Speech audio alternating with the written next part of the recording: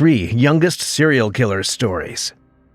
Welcome to this spine-chilling video that will bring you 3 terrifying stories that will leave you with goosebumps. Are you ready to hear about some of the youngest serial killers in history?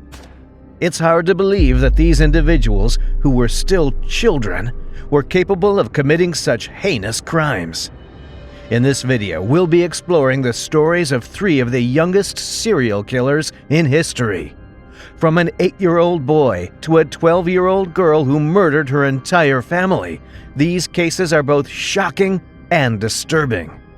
So sit back, brace yourself, and get ready to learn about the terrifying crimes committed by these young killers. Our first story will take you to India, where we'll explore the case of the country's youngest and most infamous child psychopath, Amardeep Sada. According to psychologist Kent Keel, children as young as 8, 9, and 10 years old who commit crimes are more likely to display callous behavior as adults and go on to commit heinous crimes. This was certainly the case for India's youngest and most infamous child psychopath, Amardeep Sada. At the tender age of 8, Amardeep began to feed his lust for taking a human life and inflicting pain on others. He chose to prey on children, and his first victim was just a small baby who was only 8 months old. What makes this even more chilling is that the baby was Amardeep's own sister. Born in the village of Musahar, Bihar, India, Amardeep appeared to have a childhood much like other children around him. However, none of the people around him knew that he would grow up to commit heinous crimes. Some people speculate that as his father was a laborer, he forced Amardeep to work from a very early age. But considering that the family was poor, abuse must have taken place that led to the nurturing of Amardeep's psychopathic and sadistic tendencies. Shortly after the murder of his sister, Amardeep struck again, murdering another infant who was just 6 months old. This victim happened to be the daughter of his maternal uncle. Amardeep seemed to find joy in picking out victims that he had easy access to and would strangle them to death. What is more horrific is that the families and the villagers knew about the murders that Sada had been committing, but chose to remain silent, deeming them as internal familial issues. They didn't realize that soon Amardeep's killing spree would show life outside of his family as well. In 2007, Chun Devi, the mother of a 6-month-old daughter, Khushbu, left her at the school daycare to tend to her chores for the day. When she returned, she found that her child was missing. After the news spread, people started to fear the worst, and knowing about Amardeep's past and his easy access to Khushbu, they confronted him. After being questioned, Amardeep showed no remorse and gleefully told the villagers about how he had strangled the child to death and led them to a shallow grave where she was buried. Excitedly, he told them, "Kapsa de marmar kesura delie," which translates to, "I killed her by beating her from a brick." He told them that he quickly covered her from the debris and grass around and left for his house after she was dead. After confessing, Amardeep was arrested for the murder of Khushbu Devi. But that's not even the worst part. When questioned about the killings, Amardeep Sada looked at the police and smiled and simply asked for more biscuits to be provided to him. He did not show any remorse, and whenever nudged into the direction of his heinous acts, he would stop talking and just smile. It became apparent that this was a clear case of child psychopathy, and it sent chills down the spines of those who were investigating the case. Number 2. Mary Bell's life story is a terrifying and disturbing tale of violence, pain, and death. Born to a 16-year-old sex worker, Mary was unwanted from the moment she was born. Her mother, Betty McCricket, showed no love for her daughter and was often absent, leaving Mary to suffer physical and mental abuse from her mother's boyfriends. Things took a turn for the worse when Betty began to use Mary for sex work at the age of 4. Mary's young life was marked by tragedy and loss, including witnessing her 5-year-old friend's death in a horrific bus accident. By age 10, Mary had become a strange and manipulative child, always on the edge of violence. But no one could have predicted the horrors that lay ahead. Mary had been acting strangely for weeks before her first murder.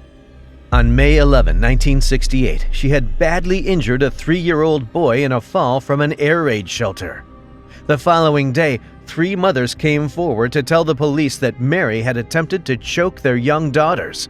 But despite this warning sign, no charges were filed. Then, on May 25, 1968, the day before she turned 11, Mary strangled 4-year-old Martin Brown to death in an abandoned house. She left the scene and returned with a friend, Norma Bell, no relation, to find they'd been beaten there by 2 local boys who had been playing in the house and stumbled upon the body. Police were baffled by the murder of Martin Brown, who was found dead with pills near his body. Later, Mary Bell visited Martin's home, already knowing he was dead, and demanded to see his body in the coffin. But this was only the beginning of Mary's killing spree. She and Norma killed 3-year-old Brian Howe by strangulation, mutilating his body with scissors and scratching the letter M onto his chest with a razor blade. Mary even laughed and rubbed her hands together when she saw Brian's coffin at his burial. The police finally caught up with Mary and Norma, and Mary's chilling confessions sent shockwaves through the community. The thought that a child could commit such heinous crimes was terrifying. Mary was sentenced to life in prison, but incredibly, she was released after just 12 years at the age of 23. Mary Bell's story is a horrifying reminder that evil knows no age limit. The fact that a child could commit such atrocities is both shocking and terrifying, and serves as a warning to us all that the darkest corners of the human psyche know no bounds. Number 3. In April 2006, the quiet Canadian town of Medicine Hat was rocked by a horrific crime that would shock the entire nation. The Richardson family, consisting of Mark and Deborah Richardson and their 2 young children, were brutally murdered in their own home. But what made this case even more shocking was that the prime suspects were 12-year-old Jasmine Richardson and her 23-year-old boyfriend, Jeremy Steinke.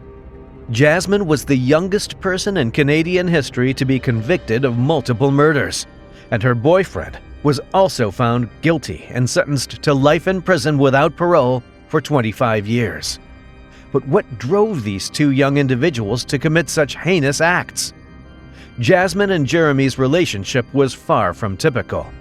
Their shared love of goth culture and the macabre led them down a path that would ultimately result in the deaths of 3 innocent people.